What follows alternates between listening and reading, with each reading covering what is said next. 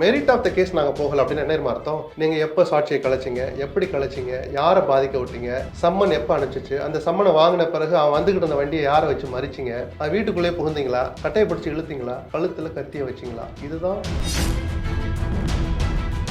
ஒரு அமைச்சராக இருந்தவர் மீது, அமைச்சராக இருக்கிறவர் மீது ஒரு வழக்கு தொடுக்கணும்னா ஆளுநருடைய அனுமதி அவசியம். கேசி வீரமணி வரைக்கும் 6 முன்னாள் அமைச்சருடைய கோப்பை இன்னமும் ஆய்வு பண்றார். கூட்டணி இருந்தப்பையும் ஆய்வு பண்ணார், கூட்டணி பிரிஞ்ச பிறகும் ஆய்வு பண்ணார், இப்ப திருப்பி கூட்டணி வந்துச்சு, இன்னும் ஆய்வு பலமா நடக்கும். விசாரணையை தொடங்காத சாட்சிகளை இவர் எப்படி கலைச்சார்? ஒரு கூண்டுக்குள்ள ஏறினா தானே சார், இங்க வரும்போது பஸ் ஸ்டாப்லேயே என்னை மறிச்சுக்கிட்டாங்க சார், 4 ரவுடிங்க என்ன பிடிச்சாங்க சார், யாருன்னு ஒருத்த ரவுடி நான் பிடிச்சிட்டேன், யாருன்னு கேட்டேன், என்ன செந்தில் பாலாஜி அனுப்பிச்சாருன்னு சொன்னாருன்னு ஒரு வழக்கு பதிஞ்சு ஒரு சம்பவத்தை பதிவு பண்ணி நீங்க சொல்லணும். அப்ப நீங்க என்ன சொல்லியிருக்கணும்?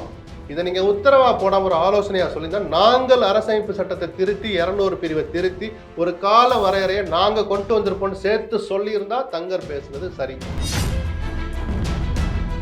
நீங்க பணத்தை காமிச்சு ஜெயிச்சிடலான்னு பாக்குறீங்க, அந்த பணத்தை எடுத்துட்டு போற போதே வழியில வந்து மறிப்பான். எடப்பாடி பணத்தை எடுத்துட்டு போனா கொஞ்சம் பாதுகாப்பா அனுப்பி வைப்பாங்க. இதுதானே அவங்களுடைய பலமே. உங்களை நடவடிக்கை எடுப்பான், இவங்களை கொஞ்சம் சல்யூட் அடிச்சு விட்டுடுவான். இதெல்லாம் சமாளிச்சுதான் நீங்க இந்த தேர்தலை எதிர்கொள்ள வேண்டியிருக்கு. அணிகளும் வேற மாதிரி பலப்படாமையும் பார்த்துக்கணும். உளவுத்துறையுடைய வேலை, திமுகவுடைய ராஜதந்திரங்கள்லாம்